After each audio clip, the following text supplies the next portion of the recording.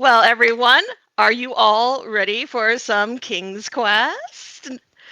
I know I am. So, Lemming, would you please tell us about this absolutely fantastic game? Absolutely. Welcome to King's Quest 6. If you have not played 1 through 5, don't worry about it. The only pertinent information from those is that Prince Alexander here, he met a girl, said one sentence to her, and now he is in love. So we are here today to rescue her from a coup in her own kingdom. We're going to take the long path to do that. We'll talk a little bit more about the distinction between that and a short path. And to help me do that, we also have David TKI. I'm David. I'll be on after this with Quest for Glory. Yes, welcome to Quest Block. So we are going to get started here. Time will begin once I hit play. We're cranking the speed up, naturally, speed run. And then we are good to go in 5, 4, 3, 2, 1. So we did shipwreck in our attempt to meet up with our Lady Love Cosima, but there is a nice little bit of royal garbage here on the beach we can pick up. Now, this is a speed run. Our first advantage for Alex, we do have something called zips. We are emulating a high-end computer from 1992. And yes, even back then, it did do wonky stuff to the cycles of this game. So if we're very particular about where we click, we can actually make Alex kind of bonk around like a ping pong ball. Boop, boop, and we can get a little bit faster. We're not doing a lot of fancy stuff here so far. We're trying to get all of our lore dump on the land of the Green Isles where we currently reside. We're going to be doing a lot of island hopping to get what we need done. There's a ferryman. We're going to get a lore dump. Whoop. Lore dump complete. Now we need a magic map. Oops. Oh, yeah, and if you can mess with the speed slider in certain situations, we can actually speed everything up a little bit. Now, he did tell us about a magic map at a pawn shop. Let's go ahead and get that for us. Now, one thing that might be unremarkable to you is that when we do an action, like talk to the pawn shop owner or give him a ring and trade for the map, we can't actually walk around during any of this. A stop command has been issued because we are using an item or doing some kind of different action. Not a big deal, no, but it does keep the game from getting too silly and a little bit grounded. Or so you think. Or so you think. So that cutscene there was the villain saying, "Oh no, we can't have this guy messing up our plans. Tell all the other islands to murder him on sight." Bit of a problem. And to solve that, we do have to go on a very long and irritating quest. Fortunately, we do have some tech to help with that we call colloquially, churning isn't walking. Now, recall that stop command that actually prevents us from doing any kind of action or movement while we're doing an action. That is true for any time Alex is walking. However, churning is not walking. If we start an animation in the middle of a churn, the game says, "Oh, this is churning, not walking." Totally different thing. Then that is an oversight. We can actually continue to do actions while sliding around the map. This allows us to override particular script triggers that were supposed to happen along the way. In the case of the speech, if we go too far inward, a gnome polycule will jump out and throw us into the ocean to drown. I will not be taking questions on this. Now, the most efficient way to do this is to actually use some conventional inventory items. However, Scarlett, were we able to meet that musical skips donation incentive? I believe so. I will double check very quickly. Perfect. Alex is scuttling in anticipation.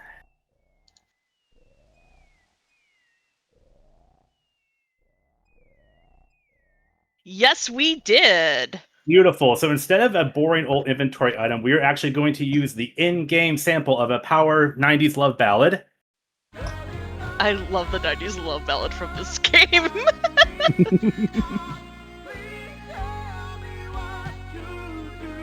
Here in the tower. Yes, you have just heard a sampling of Girl in the Tower, the in-game love story of Alex and Cosima.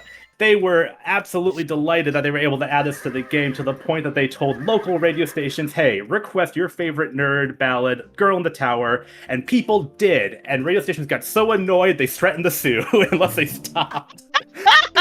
So we are going to hear that sample several more times as we zip across critical points in the game, a couple more times on this beach, and then a couple more times in a dungeon coming up.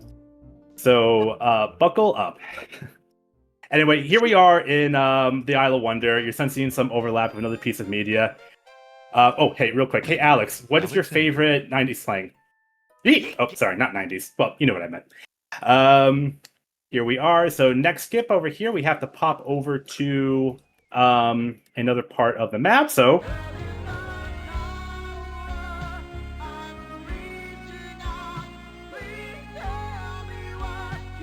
I just love that this one is powered by 90s Oscar bait music.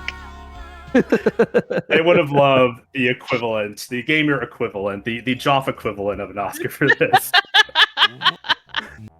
So here we are in the literary area. This is Bookworm. He is missing a dangling participle, and he would love to have it back. And if we give it to him, we can get a rare book, which we'll need for some inventory swapping later. So let's go find the most heavily forested area where we can find a participle that dangles. The Isle of the Beast is a good spot. There it is. If you ever wonder what that looks like, it's a little untrustworthy, though, so we do have an incomplete sentence that we found earlier, which reminds him of home, so he'll let us take us back. Real quick, though, we do need to pick up an extra item here, this Hunter's Lamp. This is where some of the long pass versus short pass deviations come in. This game does have a fork in terms of puzzle solutions, and we are taking the longer path, which involves picking up some random spell components along the way. So most of the random stuff that seems like garbage, we're actually going to have a proper reason for that coming up once we get a spell book. But in order to get a spell book, we do need a... Oh, hang on. I mean, to be honest, it's a Sierra game, so... Yeah, I mean, like, don't point-and-click adventure games normally revolve around just kind of gathering random garbage and then making something happen with it? Unless, of course, you speedrun Loom. We don't have to worry about inventories in Loom. Yeah, I mean you're not wrong, but they tried to justify here a little bit. Anyway, he's going to give us a rare book. These books outside are well cooked by now, having sat in the sun, so he gave us a nice succulent one. And Alex's comment there summarizes mine when that joke is made in-game. So let's go ahead and get our spell book trade. We've got our rare book. We will trade it for a spell book at yonder bookshop. Oops. This is the issue with Sips and my general ineptitude at this game. Sometimes I overdo it and go to an area we don't quite need yet. Pretty classic experience there for me. Let's just go right to the right area. The pawn shop owner is going to drop an item relevant to a puzzle that we will never ever complete. There is now a clown in the store. He is an incredibly important character for a proper 100% experience, so let's ignore him entirely. Silly clowns are on. Silly clowns are on, but they're not on me. Anyway, spellbook achieved. And in a normal non-girl in the tower version, we actually use that for the skips because it's very, very efficient. But on to the Cliffs of Logic. We're also going to be skipping these as well. But David, what even are a Cliffs of Logic? This is kind of an interesting thing to explain because it's a whole bunch of puzzles where you're like supposed to read the thing, give an answer, but then push the things in order to have the right answer. Don't worry about what's going on here. I'm sure you're all in rapt attention to David's explanation as we float across the screen here. So yeah, we are basically using a copy protection manual only puzzle. But yes. It's tedious, right? Like you have to walk up these steps individually. It takes forever. Luckily, for reasons I don't quite understand, we are able to actually float while solving the puzzles, which means we are doing less climbing than we normally need. What I love about this particular piece of speed tech, beyond the fact that it just looks amazing, is that it's actually very dangerous. If we go too slow, Alex will float off the screen and we will never get him back. So we would have to reload if that happens. That said, you also want to wait a little bit like I did there, because we want him to float pretty high up the screen, but he still wants to connect to a particular step each time he floats. So it's a bit of an eyeball. It's the reason why we put our speed down a tick, because if you have max speed, he will just shoot into space immediately. Whoops, lay right there. Alex, no! No, Alex, come back! I must go now. My princess needs me. Oh, come on. This one's not even hard casually, like it's just a word problem, but it's tiny letters and ooh, we think we just barely got it. You can see his foot linger at the tippy top. That last one's a doozy because there's a lot of clicking and the buttons are teeny tiny. We actually have to walk down one, go back up. We're going to use that speed slider trick again. This old lady wants us to eat Nightshade because she is, in fact, a genie in disguise in service of the bad guy. He's not... she, it's actually not really clear. They're not really aggressive, though, so if you just ignore their attempt to murder you, then you can just walk on by. Scala, by the way, if you have any updates about the marathon, please share. We are in cutscene mode for a while. I mean, I'm just having the time of my life, like I always do for point-and-click adventure speedruns. I love this genre so much, and it's so great to break them. But yeah, right now I can let you all know kind of where we're sitting with our open incentives. I know, David, you're very concerned about the Quest for Glory collection. So we have that class bid war right now. Fief is in the lead, but it's only in the lead by 750. And I'm legally obligated to encourage chat to maybe make your life a little harder and donate for Fighter. Yeah, David actually really loves the fighter. He'd be delighted if you picked that one instead. Fighter is harder. Anyway, we do have go ahead. You have time. I was just gonna say, our name right now for our character is Girl in the Tower.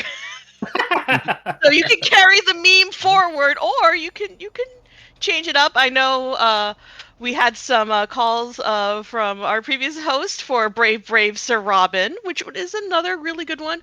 I do also really like Slowpoke though, but I would be fine if we kept up with our 90s ballads. Perfect. Anyway, we're here in the catacombs, kind of a big midpoint in the game. Hang on. So once again, Girl in the Tower is going to help us by skipping several floors and several brick walls, such as the power of the 90s Love Ballad, to get around a couple of puzzles we don't have the right inventory item for, and also just being generally faster than navigating these catacombs ourselves. We did take a little bit of time to pick up a couple of items that, while we don't need them here in the catacombs, we did need them. Actually, that's a bad lineup. Let's try that again. We did need them for later on in the run. That one's good. Yeah, so the thing with the catacombs is that all of it is actually just one room. It's using like some coordinate to track your position in the catacombs and make pseudo rooms. But if you can glitch past the door triggers, then you can go to pseudo rooms that you're not supposed to be able to access and glitch your way right to the Minotaur's lair.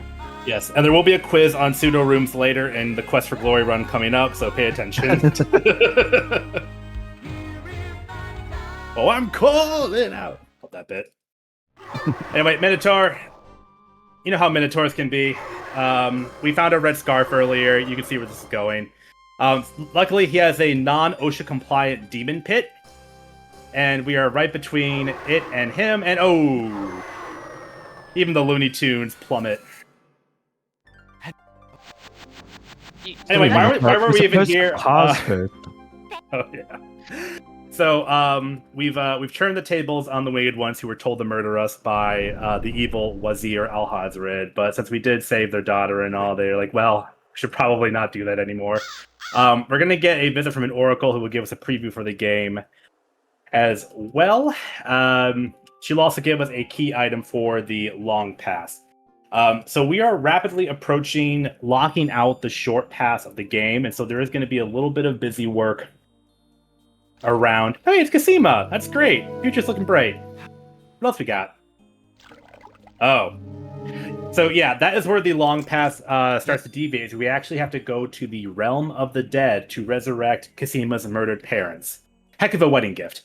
But we also got access to an extra island, the Isle of the Mist. This is basically where Bob and Threadbare and friends live.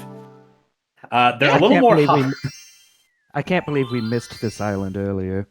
Ooh. That's terrible. I love it. These druids are kind of hostile, so we're going to just borrow this stuff without actually running into them just yet. Again, we have to do some shopping for our long past trip to the Realm of the Dead. It's a very dangerous area, and we don't really have any love ballad theme skips for it. We do, however, have our final love ballad use of the run. Oh.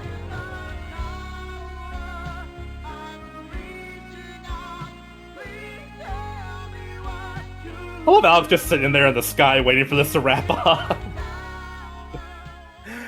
All right. Thank you again for donations for the musical skips incentive. That was really the reason why I wanted to have this run here. So I really appreciate everyone's generosity.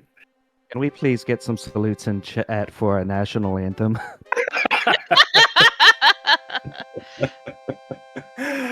Please donate with Girl in the Tower lyrics so we can continue to have more Girl in the Tower. Sadly, the game reaches a point where it actually stops letting us do that because they decide like the game's getting too dramatic and it won't let us do it anymore. Disappointing. Yeah. So we're doing classic adventure game stuff. We traded a lump of coal for a spoiled egg for reasons. We are going to pick up a teacup that wasn't here before for reasons. We're going to pick up a rotten tomato For reasons. for reasons. We also need some baby's tears. Get it? Get it? And then one of the most important alchemical components for our spellcraft later. We need some swamp ooze. What are you? That's not swamp ooze. That's swamp muck. Okay. Well, we can fix that. He actually has all the swamp monk over at his side of the swamp, and we can't get there, but we can have the swamp monk come to us in the greatest puzzle in gaming history.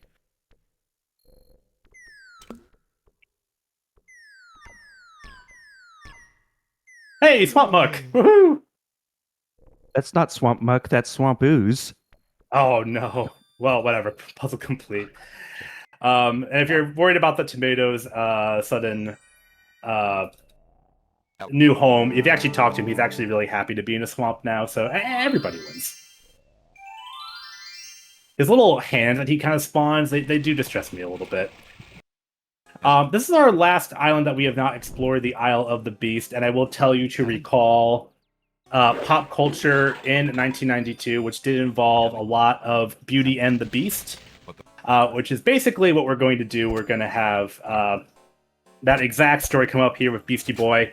Fun fact, by the way, Prince Alexander is voiced by Robbie Benson, the original Disney voice actor for Beast. That's a kind of fun little touch. He's saying that we are, in fact, now also cursed with his Beast curse, and if we don't get him a significant other in a certain amount of time, we too will be beastified. Luckily, we know of one eligible bachelorette in all the kingdoms. Let's go ahead and have a chat with her. Did I pick up the... I did. Okay. Here she is. We're going to win her trust by showing her this cool flower we found. Now, luckily for us, the description of Beast has her kind of interested. You know, she's got a type, and he's exactly it. So let's go ahead and have them meet up. No, I don't know how she gets to the Isle of the Beast with us. Don't worry about it. Now, sadly, cruel twist of fate, he turned into a dandy, which is not nearly as great. But she's gonna try and love him anyway. We're gonna get some critical inventory items, and they are off. Yeah, he was definitely much cooler before. Yeah, this is like the exact point where short path and long path branch off, because you have two possible uses for the clothes she gives you. And the long path will, the long path will literally set those clothes on fire, so you cannot use the short path afterwards. As it's taken a while, let's speed that up. So we're making a make rain spell. This requires a bit of meta knowledge, but we do have to visit the druid, and this time they will try and kill us with fire, actually. But fortunately, we will have our make rain spell to prevent that. And once they decide that we are pretty cool for being able to make rain come out of nowhere, they'll give us some critical information for our trip to the realm of the dead. Hi, Bobbin. Hi, Bobbin's friend. You know, if I had a nickel for every time a member of the Daventry royal family had summoned a rain to put out a fire, I'd have 2 nickels, which is not a lot. It's weird that it happened twice. By the way, while we're heating up here, Scala, if you have any more updates, now is a good time. How about this? I'll give you all an update on our current target, which is for UFO 50, to get that bonus ping golf run. Y'all have been really, really great, chat, on putting money towards that. We still have a little bit more to go. So if y'all would like to hit exclamation point, donate in chat, get us a whole extra little bit of UFO 50, which is a fantastic retro style game that you all want to see more of. Please go ahead, donate, and when you do, you'll also be benefiting True Colors United and their amazing mission to help combat LGBTQ youth homelessness. As a pink golf enthusiast, I'm really looking forward to that. Okay, Lorddom complete. We're gonna also get some more random items here. We're gonna make this skull look really, really cool. We need this cool skull to attract Nightmare, the winged dark horse of the Lord of the Dead, who will taxi us over to the realm of the dead. He likes to hang out at the top of the sacred mountain to eat that nightshade bush. Very, very goth horse. Let's go ahead and zip back up there. There he is. This part's so cool. I love this game. All All you right, did here was we click off go. screen. Yeah, Creature you of get light, it? Nightmare. we succumb. Fire and brimstone Oh. leave thee. Purity bound like a chain. To do whate'er I now ordain. Then you get this cool little smoke, like, ooh, Dean with the little finger. Come hither. Everyone loves a cool skull. By the way, if you were a contemporary gamer, this scene right here rocked your world. This was peak. This little close up. All right, let's find Casima's parents. Hey, there they are. Looking a little pale, which isn't great. But they are going to give us their tickets to the realm of the dead, because they, they're still pretty peeved about the whole being murdered thing. So they'll just ghost it up if they have to. This place looks so cool. I really love just kind of the moody tone of it all. And while that is about to disappear in a rapid way, from a speedrun perspective, it's amazing. So queue up those dance emotes if you got them. We have one last musical thing left in the game. Alex, We've had national anthem, but the what about skeletons second are national overcome anthem? with the musical call of the bone. There they go!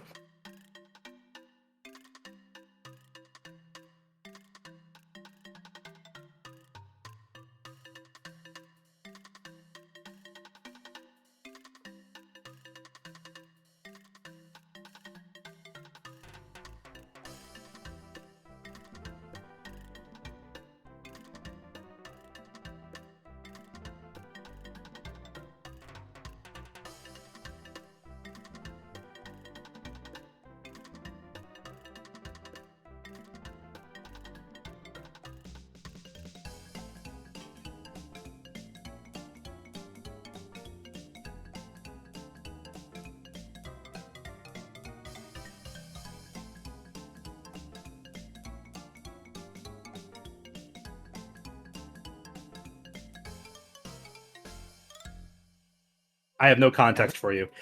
We need that key. That's why we did that. You need context for that? No, it was great. Back to your regularly scheduled Realm of the Dead content. Alex, Yeah, no, that's amazing. And if one of our glitch hunters ever finds a skip for it, I might actually get mad. But that is a critical part of the run. So glad you could all witness that. So we are going to approach the Lord of the Dead. We're going to challenge him to a contest of wills, basically. And if we win, then he's going to resurrect Casima's parents for us. Pretty big ask. He wants us to make him cry, which is easier said than done. But we have some tools for that. Alex, First, Can we I have to also get give- one. Go ahead. I was just going to give a shout out to the fact that the Lord of the Dead is voiced by, again, 90s icon, especially if you liked Disney, Tony J. second. Oh yeah, and the gay, and actually Saladin, the beloved guard dog coming up. He does some amazing work here. Okay, Gauntlet. Quite straight, No, too. didn't like that. So this seems a little rude. We show him his own face, and for reasons that make more sense in the context, this does bum him out. Look, please practice self-acceptance, okay? Please practice the self-acceptance so after you've brought back these parents. Yep. Yeah. Yep. This is either the best wedding gift either, or the most egregious emotional manipulation ever done. But anyway, parents alive. They're gonna go elsewhere because we still have to finish the game, I guess. So we did get that Styx water. I'm pretty sure I didn't forget that. Hey, guard dogs, cute. You got the Styx So let's water. go. Okay, great. Yeah. So we have our last spell of the long past, Magic Paint, which you can basically paint something and it'll turn to life. So really, your creativity is the limit of the spell. It's very powerful. So let's see what Alexander comes up with. Feel it. Oh, a door. Sure. Okay. Well, good enough. This will let us get into the castle. So let's go ahead and do that. There's really only... It's like a Looney Tunes door. It absolutely is. It might as well say Acme on it. There's not much left to do for Alex here. We want to do 3 things. We did tell Ghost Mom we help her Ghost Kid out. They got separated somehow. He's going to tell us about a secret passage, which is very handy. But we want to get some incriminating evidence on the evil Wazir Al-Hazred's coup attempt. I don't know why the parents being able to say he murdered us is not sufficient, but whatever. And we do also want to meet our lady love and just let her know that we're in the building and we're going to try and break her out of this. And then, at the end of the day, we do have to actually be present for it. There she is! Cosima! Also, shout out to ATM who told me that Alex looks like a watermelon in the scene, and I cannot unsee it. I am happy to see you. I don't. It's funny because in the short path, you talk to her through a door, she just hears you and she's like, please go away. But in this scene, she looks at a watermelon and she's all like, yes, I want to look at you more. By the way, no, she's not in a tower even. This is her second floor apartment. At no point, she's not even in a tower. Are you saying the 90s ballads lie? They lied. No! I guess we end the game at a tower and she is there, but also, lots of people are. Whatever. All right, incriminating evidence found. That We are good to go. Now we just have to stop the wedding. Now, I did talk over to make dumb watermelon jokes, but we did actually give her a dagger so she can help out in case things do come to Alexander. blows. One last piece of evidence that we can find, or at least look at, to get the trigger going. Since Which also leads to my favorite out of context line from Alex here. Okay.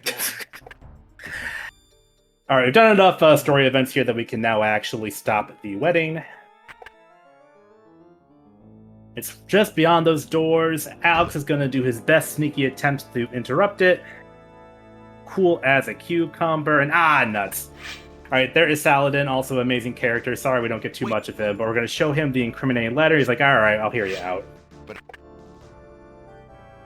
go ahead and interrupt this. What a beautiful screen. Anyway, the parents finally decided that maybe they should go sort things out here, so they are going to point out that this whole thing was a coup, and we're going to do a last-ditch effort to escape. And we are entering our dramatic end game here. Now, again, for reasons that were never quite made sense to me in the game, mints make genies drunk, and they cannot resist it. So a mint we grab at the start of the game is going to attract him.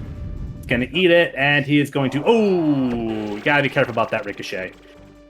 Which is amazing because you're supposed to use some other mint to do this, Right, but right. That's not we even the skipped right mint. gnome. Anyway, epic sword fight, really cool, well choreographed, but we're just going to skip that too. Alright, time is going to come up when we bonk Al-Hazard on the head here. In 3, 2, 1, and time! GG! GG's! Thank you all for enjoying that with me. Enjoy the rotoscoping love on screen here. Some quick shout outs to the Speedy Adventures community. I just like this game, that's why I submitted it. I wanted to share the girl in the tower with you all. Shout outs to One Short Eye. I basically stole his explanation of Train Isn't Walking almost verbatim from one of his recent videos on his YouTube channel, also called One Short Eye. If you got a kick out of this, you will love his channel. David, anything for you to call out? I don't know, just I love this game. It's the best King's Quest game. It absolutely is. Tepid take, but it is. Well, So that is all for us. As So please take it away while we set up for the next quest run. Yeah, thank you all so much. Chat, stay right where you are. Our quest block will continue in just a moment. We are going to have you all are just going to basically swap places, right?